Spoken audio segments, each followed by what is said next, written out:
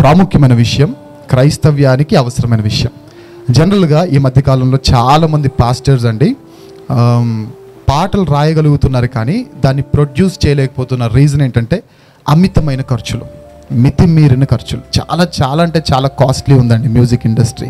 ఎక్కువగా బడ్జెట్ ఎక్కువగా అవుతుంది. దాని క్వాలిటీ కావాలి అంటే మరి బడ్జెట్ కూడా అవుతుంది. అయితే తమ్ముడికి దేవుడిచ్చిన మంచి విజన్ ఏంటి అని అంటే, తను డబ్బుల కోసం ఈ పని చేయట్లేదండి. తను ఆల్రెడీ సాఫ్ట్వేర్ ఇంజనీర్, టీసీఎస్ అనే మంచి కంపెనీలో ఒక మంచి ఎక్స్పీరియన్స్డ్ సాఫ్ట్వేర్ ఇంజనీర్. డబ్బుల కోసం కాదు, కానీ తనకు దేవుడిచ్చిన ఒక మంచి విజన్, తనకు దేవుడిచ్చిన తలాంతుని వాడుకొని పాస్టర్స్ ఎవరైతే, పేదవారు ఎవరైతే మ్యూజిక్ చేయించుకోవడానికి కష్టపడుతున్నారో, పాటలు రాసి కూడా ప్రొడ్యూస్ చేయించుకోలేక వారి పాటలు వారే పాడుకుంటూ చిన్నగా సంఘాల్లోనే పాడుకుంటున్నారో, అలాంటి వారికి మంచి మ్యూజిక్ అందించాలి అని దేవుడు తనకు మంచి తలాంతును దేవుడు తమ్ముడికి ఇచ్చాడు. సో ఒక మినిమం రీజనబుల్ బడ్జెట్లో, యాక్చువల్గా ఫ్రీగా చేసేస్తానని చెప్పాడు. కానీ నేనే అన్నాను, లేదు ఫ్రీగా చేస్తే వాల్యూ ఉండదు దీపక్, ఒక మినిమం రీజనబుల్ బడ్జెట్ అనేది నువ్వు పెట్టి దాని ద్వారా నువ్వు అనేక మందికి, ఇది కూడా ఒక సేవే.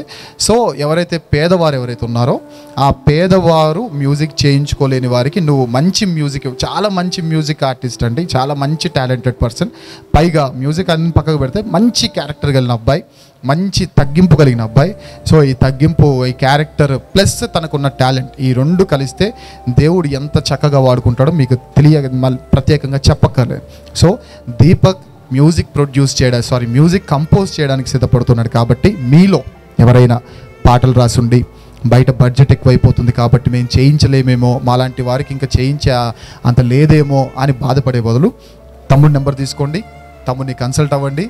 చాలా అంటే చాలా రీజనబుల్, నేను చెప్పను కానీ చాలా రీజనబుల్ అమౌంట్లో మీకు మంచి పాటను, మంచి మ్యూజిక్ని, ఫ్రెష్ మ్యూజిక్ని, ఎక్కడ సినిమా టోన్స్ కానీ కలవకుండా ఒక మంచి ఆత్మీయమైన సంగీతాన్ని ఇవ్వడానికి తమ్ముడు సిద్ధపడుతుండగా, తమ్ముడికి మంచి జ్ఞానాన్ని దేవుడు అనుగ్రహించినట్లుగా ఇంకా తన ముందు మంచి ప్రాజెక్ట్స్ చేసి ఎంత ఎదిగినా సేమ్ ఇలాగే తమ్ముడు తన క్యారెక్టర్లో ఎలాంటి చేంజెస్ లేకుండా, ఎలాంటి డార్క్ స్పాట్స్ లేకుండా మ్యూజిక్ ఇండస్ట్రీలో, మ్యూజిక్ మినిస్ట్రీలో ఒక గొప్ప పెను మార్పును తీసుకొని వచ్చే వాణిగా దేవుడు తమ్ముని ఆశీర్వదించాలని ప్రార్థన చేయండి.